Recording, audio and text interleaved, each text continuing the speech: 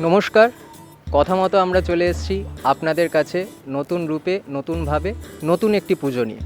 এই মুহূর্তে আমি আছি সাউথ কলকাতার শতাব্দী প্রাচীন একটি পুজোতে, যার নাম আদি লেকপল্লী ক্লাব। আসুন কথা বলে নিই সেই ক্লাবেরই কিছু বিশিষ্ট সদস্যদের সাথে এই পুজো নিয়ে।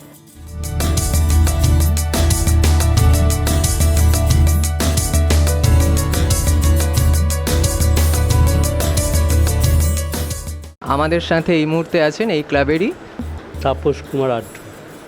আমাদের এবছর 102 বছর। দীর্ঘ 102 বছরে আমাদের নানান অভিজ্ঞতা হয়েছে, নানানভাবে আমরা পুজো করে এসেছি। আমরা অবশ্য 102 বছর করছি না, নানা করে আমাদের 50 বছর আমরা পুজো অর্গানাইজ করছি। কিন্তু আগে আমরা সাবেকিয়ানে ছিলাম, চলে আসছি থিমে। এবছর আমাদের থিম হচ্ছে মানসকন্যা। মানসকন্যা বলতে যা বোঝাচ্ছে যে শিবের যে একটা মনসা মঙ্গলের ব্যাপার আছে, সেই একটা ব্যাপার নিয়ে মানসকন্যার থিম আমাদের হচ্ছে।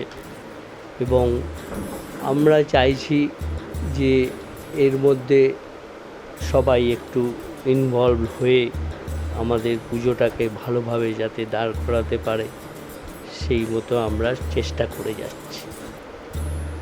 এবার আমরা যাব আরও একজন সাধারণ সম্পাদকের কাছে। আপনার নামটা যদি একটু বলেন। আমার নাম গৌতম মুখার্জি। এত পুরনো পুজো, নিশ্চয়ই প্রচুর মেমোরেবল ঘটনা আছে, তার মধ্যে থেকে যদি আমাদের সাথে আপনার একটা দুটো শেয়ার করেন। শুরু করেছিলেন চারুচন্দ্র চ্যাটার্জি, যিনি চারুচন্দ্র কলেজ যান, তিনি শুরু করেছিলেন, তার বাড়িতেই হতো। তারপরে আস্তে আস্তে সেটা জানা জায়গা ঘুরতে ঘুরতে এখন লেক প্লেসের 28 নম্বরের সামনে এসছে। বহু মানে প্রসিদ্ধ লোকের সঙ্গে জড়িত ছিল। যেন প্রথম নাম যেটা মনে পড়ে, জ্যোতিষচন্দ্র ঘোষ, ইস্টবেঙ্গল ক্লাবের প্রভাতপতি, যিনি ইস্টবেঙ্গল ক্লাবের সব কিছুই, তিনি এই পাড়াতেই ছিলেন। তার নেতৃত্বে এখানে গোল্ডেন জুবলি হলো প্রথম ওই পাড়াতে। আর তারপরে ছিলেন কবি সুভাষ মুখার্জি, তার একটা স্ট্যাচু দেখছেন ক্লাবের সামনে রয়েছে, উনি আমাদের সঙ্গে জড়িত ছিলেন। শিল্পী পরিতোষ সেন, তিনি আমাদের সঙ্গে যুক্ত ছিলেন, এখানেই থাকতেন। এবং ডায়মন্ড জুবলি ঠাকুরের পরিকল্পনা ওনার, তার পরবর্তীকালেও 2-3 বার উনি ঠাকুরের পরিকল্পনা করেছেন প্রতিমা। এবং এরকমভাবে বহু লোক, সুবীর সেন, ওনার মামা বাড়ি এখানে ছিলেন, মানে দিদির বাড়ি এখানে ছিল, উনি আমাদের সঙ্গে খুব জড়িত ছিলেন। এখানে পুজোর পরে কালচারাল প্রোগ্রাম হতো, এমন কোনো আর্টিস্ট ছিল না যাদেরকে নিয়ে উনি অর্গানাইজ করতেন। উনি আমাদের ক্লাবের সদস্যর মতোই থেকে তাদেরকে নিয়ে পুজোর পরে, প্রত্যেক বছর পুজোর পরে সাংস্কৃতিক অনুষ্ঠান ছিল বাধা, এটাই এখানে স্পেশালিটি ছিল। তার আগের দিকে আমাদের যে ছোটোবেলায় দেখেছি সেটা হচ্ছে যে এখানে আরবি মেহতা ছিলেন, নিউ থিয়েটার্সে থাকতেন এখানে। তো যত ভালো ভালো সিনেমা ছিল, সেই সিনেমা দেখার তখন প্রচলন ছিল। রাস্তায় প্রজেক্টর লাগিয়ে 35mm প্রজেক্টর এনে সেই সিনেমা দেখা, সেই সিনেমা দেখানোর একটা চল এখানে সবাই জানতো এই অঞ্চলে, যে আদি লেকপল্লী পুজো হলেই পুজোর পরে সিনেমা দেখানো হবে, 2-3 দিন ধরে পরপর চলবে। তারপর তো ক্লাবের সদস্যদের নিজেদের থিয়েটার করা একটা বাধা ছিল, প্রচুর ইম্পর্টেন্ট লোকের সঙ্গে জড়িত ছিলেন। কালী ব্যানার্জির ভাই, কালী ব্যানার্জির বাড়ি এখানে, তার ভাই খুব ভালো থিয়েটার করেন, তিনি থাকতেন। তারপর রবি রায়চৌধুরী, যিনি ফিল্ম প্রডিউসার ছিলেন, তার ভাই ছিলেন আমাদের সাথে। বঙ্কিম ঘোষ, উনি এখানে ছিলেন, যিনি থিয়েটারের সাথে আমাদের সঙ্গে যুক্ত হতেন। এরকমভাবে প্রচুর। করুণা ভট্ট ইস্টবেঙ্গল ক্লাব, মোহনবাগান ক্লাবের স্কুল সেক্রেটারি, ইস্টবেঙ্গল ক্লাবের জেনারেল সেক্রেটারি, দুজনে একসাথে আমাদের এই ক্লাবে পুজোতে অংশগ্রহণ করতেন। এটা খুব ইউনিক, এখানে ভাবা যায় না। এইরকমভাবে মানে ক্লাব এগিয়েছে একটা গ্রুপের। আমরা তখন খুব ছোট, তখন থেকে আমরা ক্লাবের পুজোর পেছনে ঘুরছি, করতে করতে আমাদের উপর দায়িত্ব এসছে।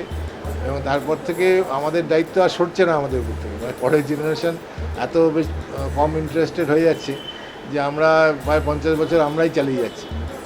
হ্যাঁ, এবারে পুরনো থিমের সাথে আগে ছিল ট্র্যাডিশনাল, তার সঙ্গে থিম আর ট্র্যাডিশন মিশিয়ে করা। এবারে থিমও দেখছেন, মানসকন্যা করেছি, ট্র্যাডিশনের সাথে থিমটাকে মিশিয়েছি। ঠাকুর হবে এক চালার, আগেকার দিনের যেরকম সাজের ঠাকুর হতো, শাড়ি লাল পাড় সাদা শাড়ি, সেরকম এক চালার ভেতর ঠাকুর, সেরকমভাবেই আমরা সাজিয়েছি এবারে। এবং এখানকার লোকদের মানে দূর দূরান্তের থেকে লোক এই অঞ্চলের এখন অনেক পুজো হয়ে গেছে, আগে তো কোনো কেউ ছিল না।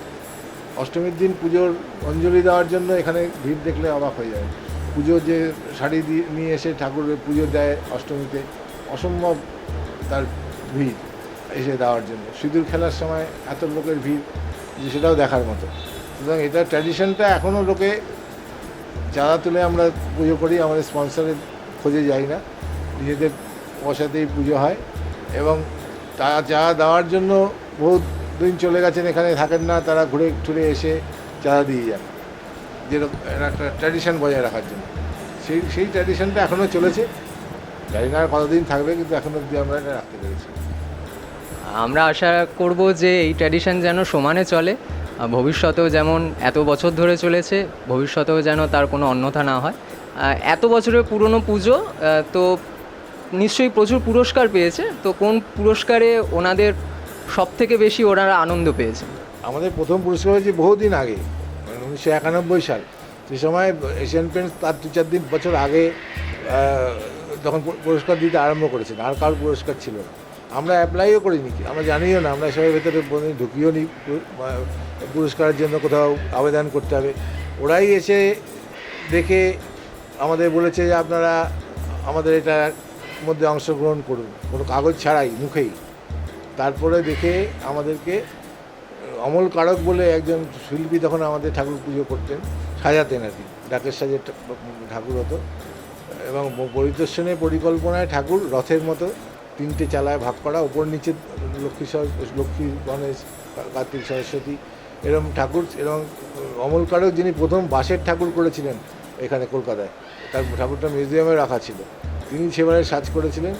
এবং তার সাজের ঠাকুর দেখে ওরা পছন্দ করে সেরা 10 পুরস্কার দিয়েছিলেন আমাদেরকে এশিয়ান পেন্টস। এবং তাদের 4-5 বছর তখন সবে শুরু হয়েছে। সেটা আমাদের কাছে সবচেয়ে বড় পাওনা ছিল, যে আমরা না চাইতেই তারা তখন এত জাজমেন্ট ভালো হতো। অনেকেই খুব নামী শিল্পী এসে, ওসি গাঙ্গুলি ছিলেন, মনে পড়ছে, উষা উত্তুর ছিলেন, আরও অনেকে এরকম গুণী লোক ছিলেন, তারা এসে দেখে প্রথম পুরস্কার এটা দিয়েছিলেন।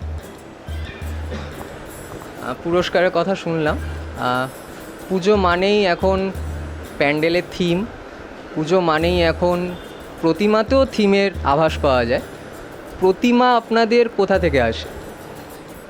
প্রতিমা আমাদেরকে থিমের লোকরাই বেশি করে।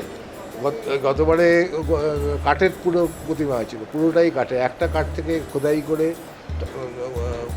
করা হয়েছিল প্রতিমাটি। এবং এবছর হচ্ছে মাটির, কিন্তু সাবেকি ঢঙের, এবার হচ্ছে হরিদেবপুরে। তার আগের বছর হয়েছিল, ওরা নিজেরাই মানে সাজায়, যারা থিম করে। কুমোরটুলি থেকে হয়তো ঠাকুরটা মাটি দিয়ে বানিয়ে নিয়ে আসলো, অর্ধেক শেষ হওয়া অবস্থায় নিয়ে এসে তারপরে ওরা রং নিজেরা করে, নিজেরা গয়নাকাটি পড়ায়। এরমভাবে ওরা থিমের যবে থেকে হচ্ছে তবে থেকে এইভাবে মোটামুটি ওরা নিজেরাই ছবি এঁকে প্ল্যান করে ঠাকুরটাকে বানিয়ে নিয়ে এসে তারপরে সাজানোর হাতটা ওরা নিজেরাই নেয়। শুনলাম পুজো মানে কিন্তু একটা প্রিপারেশনেরও খুব বড় ব্যাপার থেকে যায়, তো আপনাদের এই পুজোর প্রিপারেশন নিতে মোটামুটি আপনারা কবে থেকে, কতদিন আগে থেকে আপনারা শুরু করেন?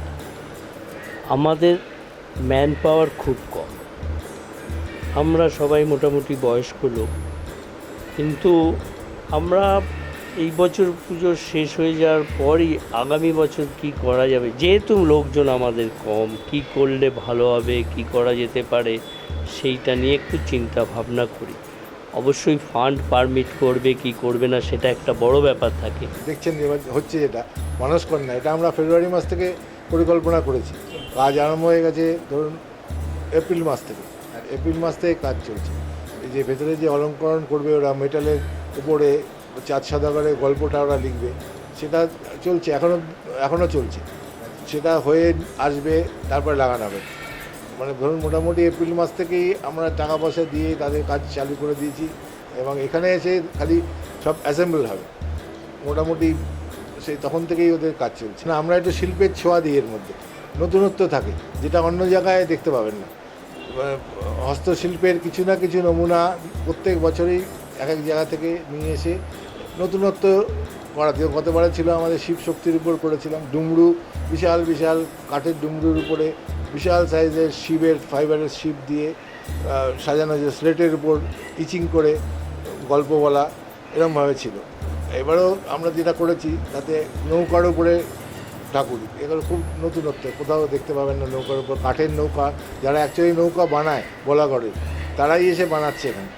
অরিজিনাল নৌকা নিয়ে এসছে 7 শতকের সপ্তডিঙি, তার সাথে এখানে বসে ডিঙির মুখ বানাচ্ছে, এবং তার ভেতরে মেটালের মধ্যে খোদাই করে এত অপূর্ব মানে 4 শতকের গল্পটা তৈরি করছে। কী পরিশ্রম আর কতটা তার এফিসিয়েন্সি থাকলে সেটাকে তুলে ধরা যায়, সেগুলো এসে দর্শকদের নতুনত্ব লাগবে, ভালো লাগবে, অনেকক্ষণ দাঁড়িয়ে দেখতে হবে। এতক্ষণ কথা বললাম শতাব্দী প্রাচীন ক্লাব আদিলেকপল্লী ক্লাবের সাধারণ সম্পাদকদ্বয়ের সঙ্গে। অসংখ্য ধন্যবাদ। কলকাতা দুর্গাপুজো পরিক্রমার সকল দর্শকদের জানাই শারদীয়ার প্রীতি ও শুভেচ্ছা আগাম জানিয়ে রাখি। আপনাদের সাথে দেখা হবে পরের কোনো মণ্ডপে, নতুনভাবে, নতুন রূপে।